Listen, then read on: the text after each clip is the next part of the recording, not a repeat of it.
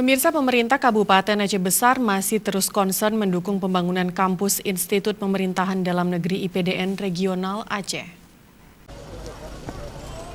Pembangunan kampus Institut Pemerintah Dalam Negeri IPDN Regional Aceh yang dimulai sejak tahun 2018 di Kota Janto masih terus dilaksanakan.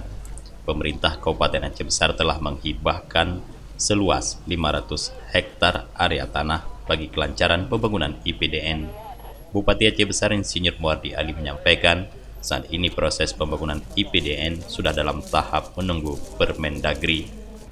Nah, IPDN, alhamdulillah memang kemarin kita sudah tahapan untuk mendapatkan Permendagri.